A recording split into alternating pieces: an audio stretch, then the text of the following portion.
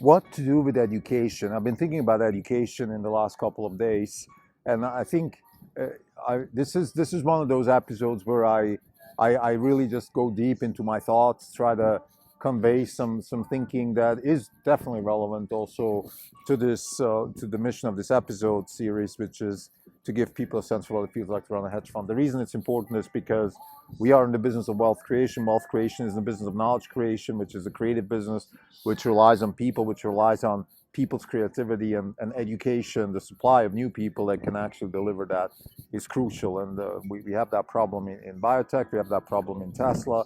We have that problem in future technologies, in particular blockchain. And I want to, in particular, talk about blockchain technology here because I think blockchain technology is as profound as the internet was 20 years ago, and it's going to change the way people think.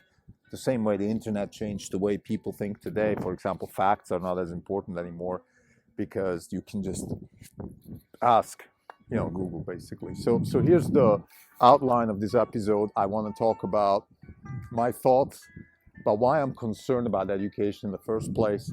I think state organized education is completely outdated. It's a legacy system that needs to be replaced by a more decentralized, flexible, self-learning type education system.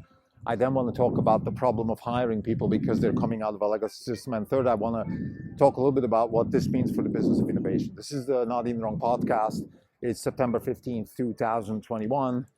This is Krim Delco. Since the last update, we are up 80 basis points. The market is up roughly 30 basis points. For the year, we're up 13%. The market's up 19%. We're underperforming by 6%. The market's still open. These numbers could still change. So let's start with what is the problem with the education system. So if you look at a little bit of a history of education, just general history of education, I think we had, let's say, pre-19th century, we just had, I would call it a very decentralized, unorganized, central, like obviously, system where most people just did what they had to do to come by.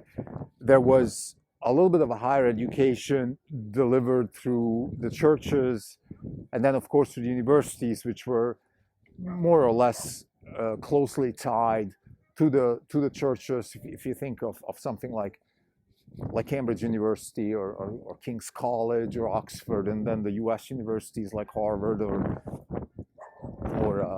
a lot of European universities. The university I went to, my bachelor from Zurich, all these universities were closely tied to the celestial teachings of the church. They then separated somewhat openly, let's say during what was called the humanistic period, Erasmus of Rotterdam and people like that started saying basically, listen, we have to focus on the human and knowledge coming from us versus knowledge coming from God. And the church, as important as it was in gathering knowledge, particularly what we call philosophy today. So thinking about thinking about what's true, what's wrong, thinking about what's right, what's wrong. All these things were definitely realms of the church, and they started moving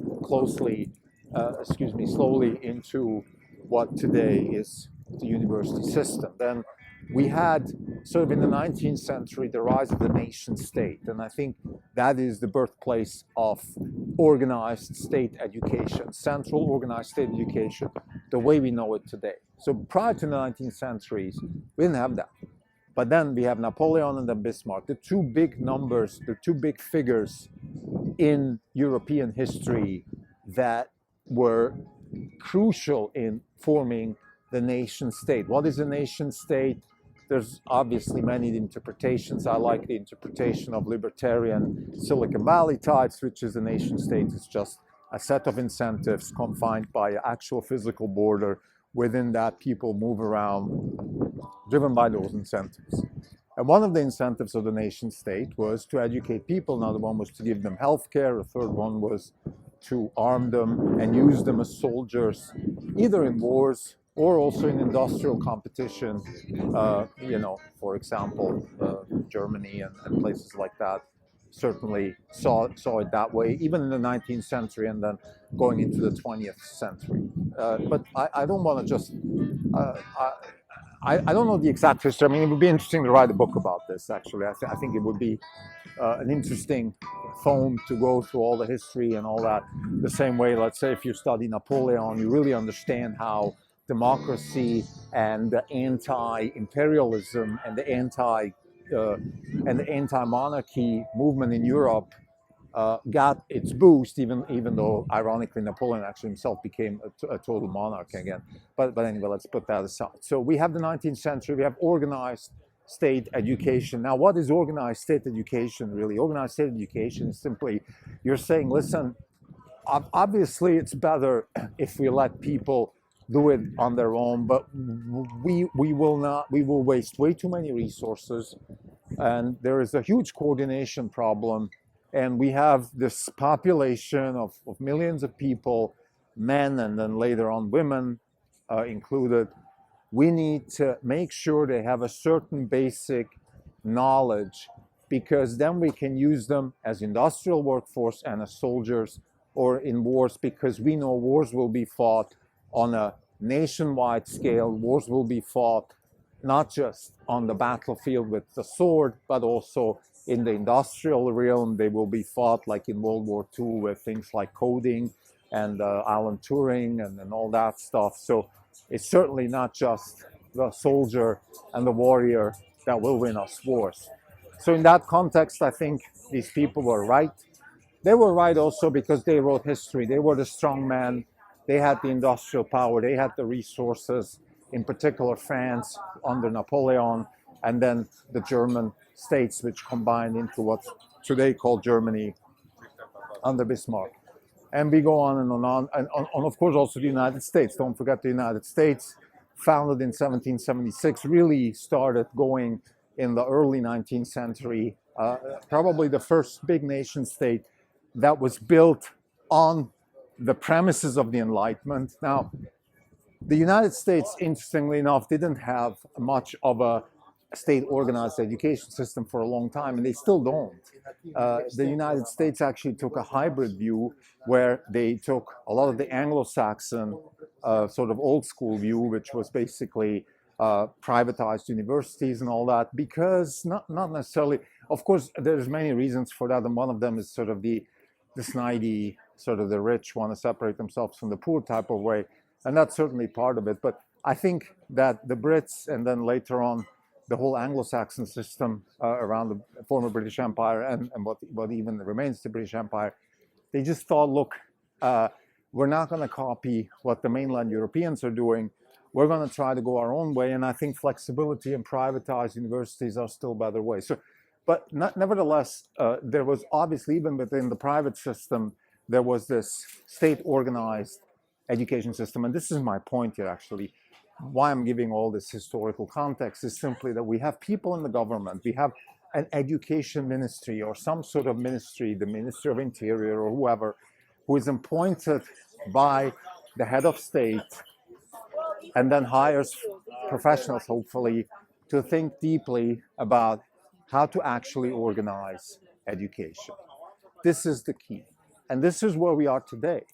It's not very different. I have a 14-year-old son who's going to high school right now in San Francisco. He is exposed, he's going to private school, a Catholic private school. Nevertheless, a lot of the learnings that he's going through, a lot of the ways of what he's learning and all that stuff, it is not the school that is choosing that. It is the state which is subscribing what is supposed to be taught. And then the schools, of course, have some leeway in how to do that. And this is how I would say almost everybody around the world is being educated these days. To my knowledge, China, India, well, you name it. There's a couple of problems with that. There's a couple of advantages with that.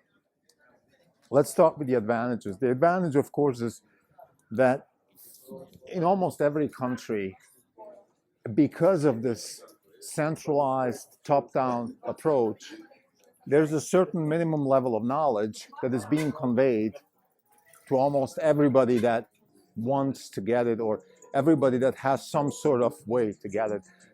We're talking about people living in the jungle in the Amazon or something like that can't access physical education. I mean, it's almost impossible. If you want education today, maybe with the exception of some countries like sub-Saharan Africa, Afghanistan, places like that, you can get it. So that's a good thing. Now, there's also a certain leveling of education, which can be good and bad. The good side, of course, is that it does take away a little bit of inequality in the sense that at least on the surface, as a person coming from anywhere, you are leveled in terms of education because it's top down, and because even the most exclusive private university in Switzerland or Connecticut or Cambridge or whatever, they can't really branch out and do something very different. Now, having said that, there's of course this where the positive stop. Okay, this equalization of education, in my view, is terrible for many reasons. And I just want to pick two that concern our business in particular, which is the business of wealth creation and creativity. And that is that we have an equalization of knowledge. So by definition, we take away all the opportunity, all the upside, all the potential that could come from a more flexible, adaptive approach. Imagine if we had like a competition of educational institutions, like let's say, like we have with like apps in Silicon Valley.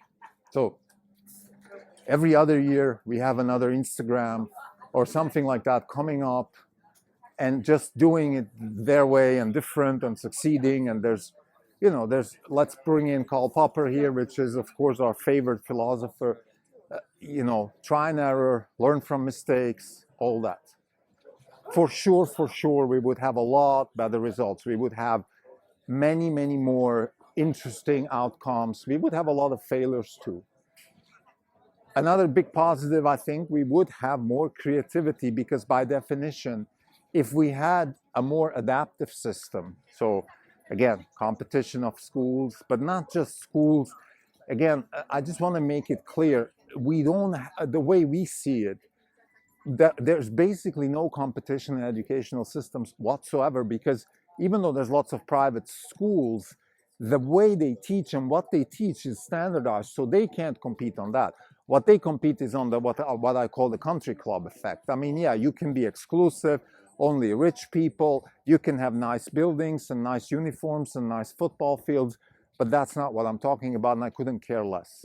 And the reason we have all these things, and we have all this so-called athletics and all that, funny stuff that is being propagated throughout the particularly Anglo-Saxon and particularly US system, it's all useless when it comes to the purpose of education.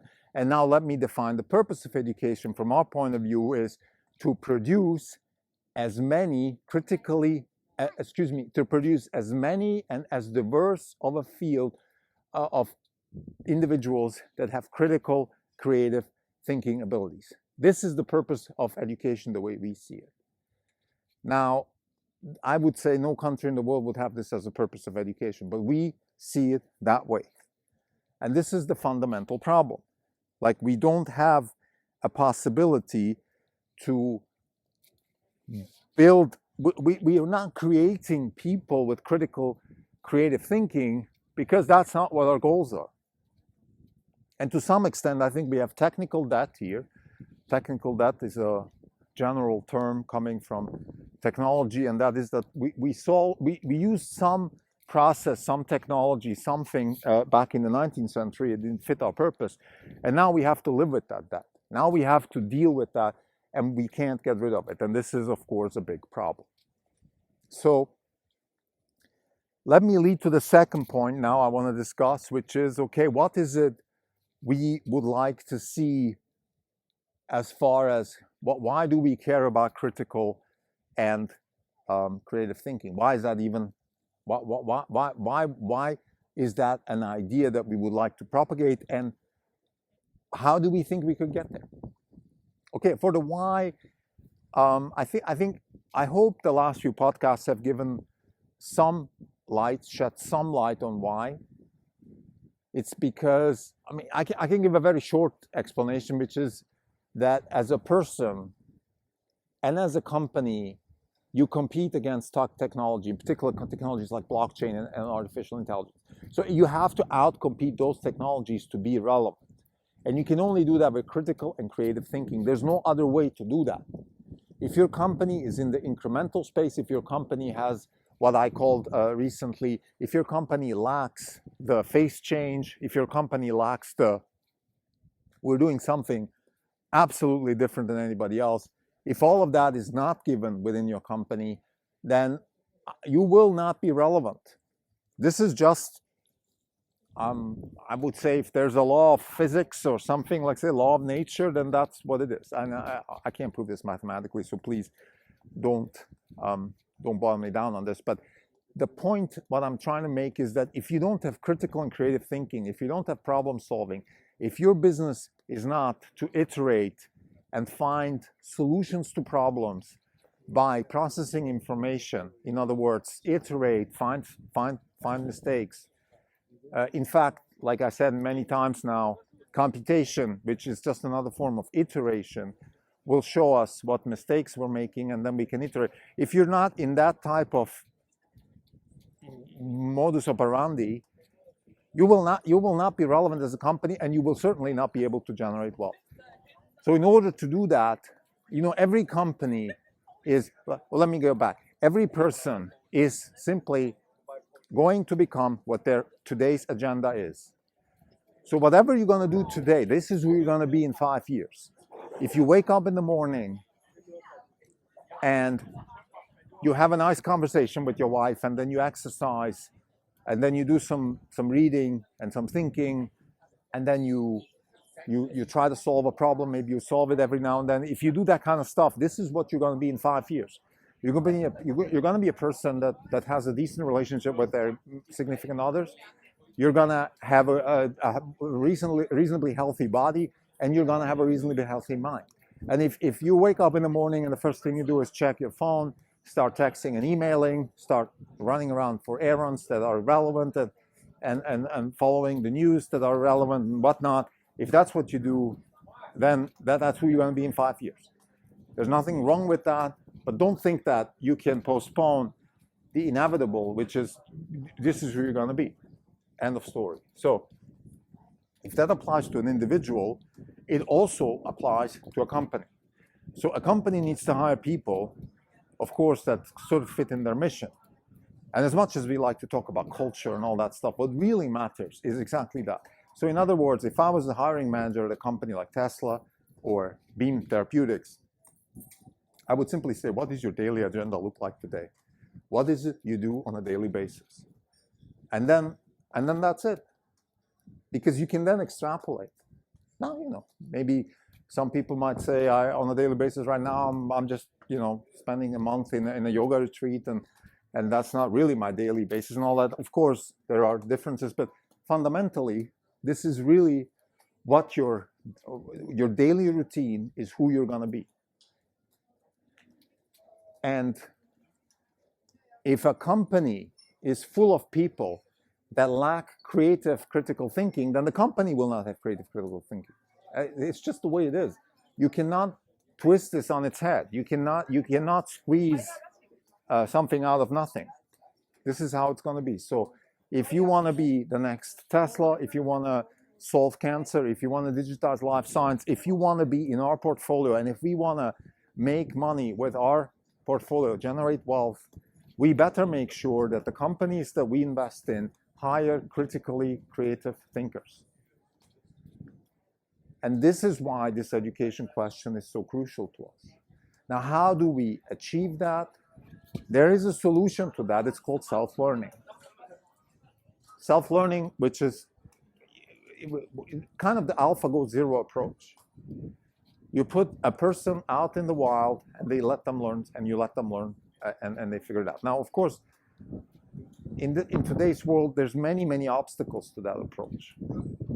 And I think this warrants a whole other episode now, how to do that, how can you even do that? I have a 14-year-old son right now in high school. So what am I going to do? Throw him out there and say, go learn? I mean, what am I going to do? In fact, I'm having here a podcast about the future of learning while my son is in an institution which is founded by the LaSalle brothers, a Catholic educational system, probably 500-600 years old. So who am I to talk? Well, there's one problem, which is what am I going to do today? In practical terms, there's the other problem, which is, okay, what are my options? Let's think about it sort of in a meta way and find, maybe we can find solutions. So I don't want to exclude thinking about it just because I don't have a solution right now. Let me be clear about that. So again, it's not a crime to not have a solution for a problem. And it would be a crime not to talk about it just because you don't have a solution. I think self-learning, I think self-adaptive learning is the way to go. How to structure that, that's the algorithm that people like David Silver at AlphaGo Zero figured out for a machine that was playing Go. And I think that algorithm, that solution is the problem. So self-learning would be sort of but this is the approach, but then how we actually do it, the actual details, they could be different depending on who you are and how you actually deal with that problem and all that. And I don't want to now jump the gun and be like, well, I know the solution. I think the way I see it is it's a combination of, you've got to find a way to self-learn. And you've got to find a way to fit into the system. That's the problem. You're living a life. You can't iterate and then say, well, in 200 years, the problem will be solved. You have to solve it for now, because you have a certain lifespan and a certain career span and a certain fitness, body-wise, mental-wise. You have to be ready to produce, let's say, between your 20s and your 50s. Those kind of things, maybe you can go further, 70s, 80s, but I don't know about all the details. But the point here is, of course, we have to find a way to fit into the system. That's Darwin here. Like you can be a blind person today, and you can be CEO of Apple and be blind. 100 years ago you couldn't. 200 years ago you couldn't. So there are certain things you need to be fit for today. So we have to find a way to do that. I think still, give me a solution where self-learning is part of it. My take on this, as far as a parent right now is concerned, is, in fact, be very aggressive in pursuing your own way and find a safety net. In other words, make sure that your son, by the age of 20, has a couple $1 million on his account, and then he can go and do his own thing and not be confined by what we call society and what we call, things like universities and all that. If he wants to go to university, he can go get the knowledge, the learning, but he doesn't need the status, he doesn't need the vanity and all that stuff, which is part of the university system today, and all that. So again, self-learning as the key. Now, as a third point, I just want to get back to the problem that we have. The purpose of this podcast is to give people a sense of what it feels like to run a hedge fund. We are in the business of wealth generation. We want to generate wealth by investing in fundamentally new concepts and engineering practices with large impact. We need to find companies that do that. Companies that want to do that need to find people that have critically creative thinkers.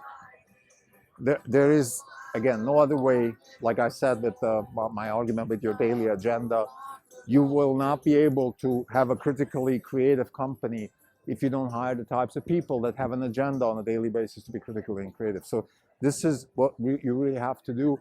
And we believe that the education system, which feeds people into companies like Tesla or Beam Therapeutics or Caribou and companies like that, and the future companies, blockchain technology companies, are going to be, we have to find a better way to educate people so we have more supply of talent that is critically creative thinking.